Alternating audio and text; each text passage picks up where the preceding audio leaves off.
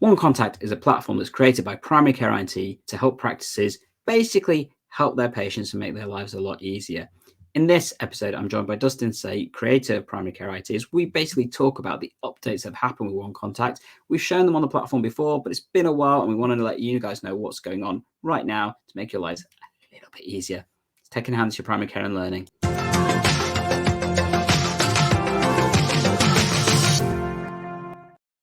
Hello, GP learners, and welcome to this episode where we're joined by Dustin Sate from PrimaryCare IT, and he's going to talk to us about the updates that have happened with One Contact. How are we doing there, Dustin? Hi, Gandhi. Yeah, good, thank you. Cool. So it's been a while since we've had you on the stream talking about One Contact in particular. I know we've talked about various other things, and particularly recently we've had another episode about QRisk and stuff, which people can definitely check out if they want to, and they haven't heard about the awesome fixes you guys have made for that. But tell us about One Contact and what you guys have been up to with it.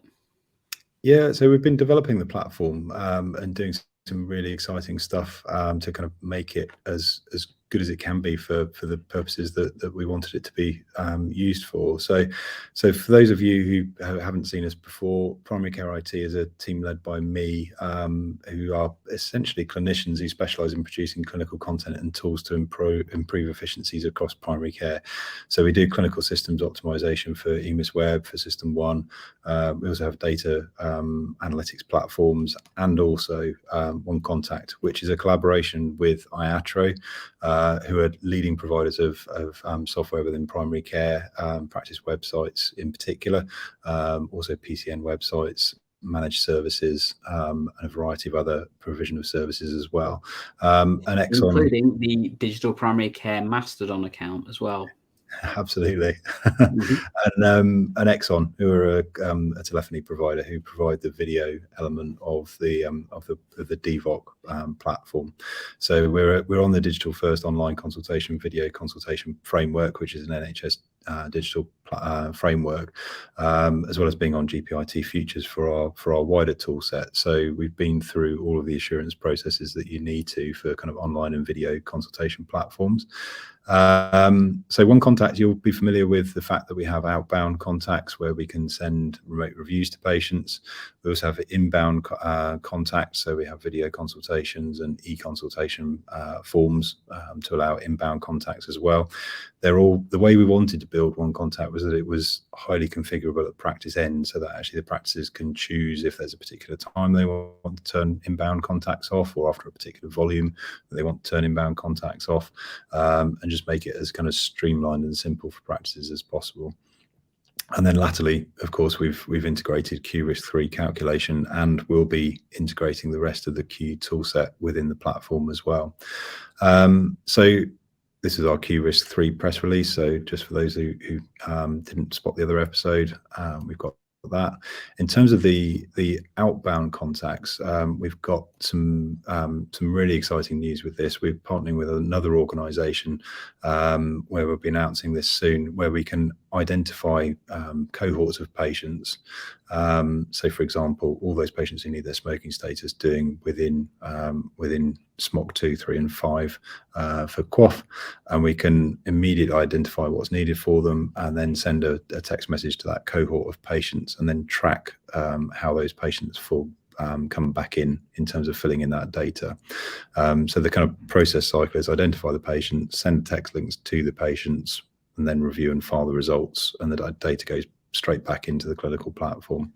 The bit we're piloting currently and we'll be releasing shortly is the kind of join up between the identifying patients and then being able to take those actions directly against them. So we're dead excited about that, because I think it has the potential to just transform practice workload and save a whole load of admin time, make life loads easier.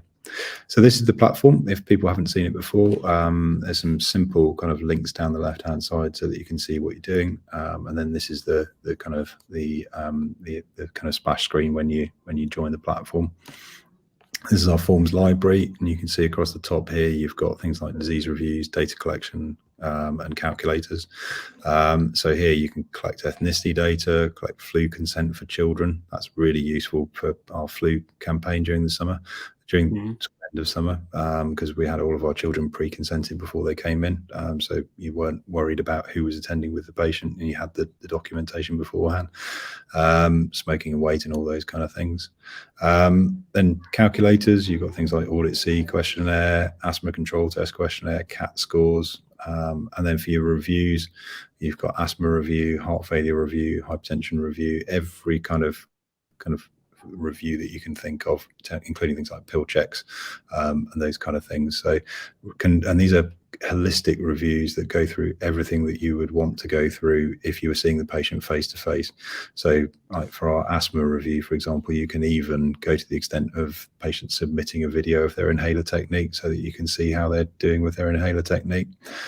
Means a lot of the time you can actually close off those asthma reviews in a very short period of time with a quick phone call, and then focus your kind of in-house reviews where you get patients in on the ones who are poorly controlled and who really do need reviewing. So the patient completes the reviews via a web link, and they're mobile friendly, iPad or other tablet friendly, or they can do on their laptop, and then when the data comes back into the platform, it's sorted by the important information.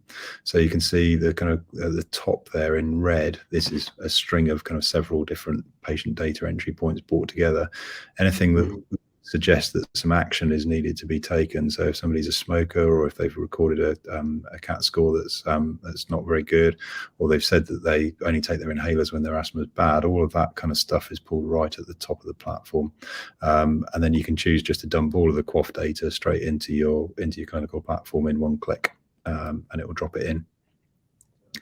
In terms of inbound, you've got the kind of video and e-consultation offerings, so you can pop your e-consults on your website, and again, if you've got an IATRO website, that integration is dead simple. Patient can fill in those forms, and then that's filed back into the clinical system, and you can take action against it as well. Yeah. Thank you for that, Dustin. I guess if people were looking at exploring, One Contact and looking at it for their practice, I guess those that already have it know the benefits of it. Those that don't, what's the best way for them to do that?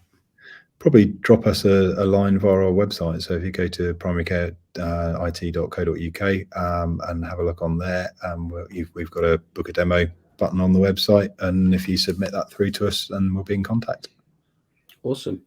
And sneak peek, you mentioned about cohorts and stuff. Anything else that you guys have got coming, do you think, for us in the coming year?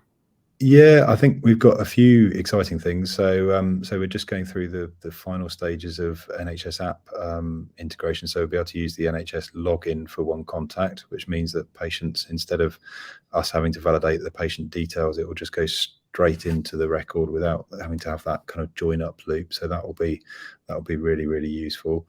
We've also got planned to we're working through the process of being able to use push notifications into the NHS app as well. So that's another exciting addition. And then the big ticket item is the kind of joining up of the cohorts of patients who need actions taking, and then being able to do that within a singular platform, which pushes the communications out to patients automatically through One Contact. So that's a big kind of exciting bit of work that we're currently working on. Cool.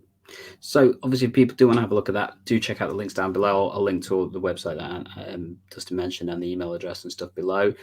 Also, if you did want to check out the other information Dustin mentioned about the Curious kind of fixes and tools and stuff that exist, they're coming up probably around about here.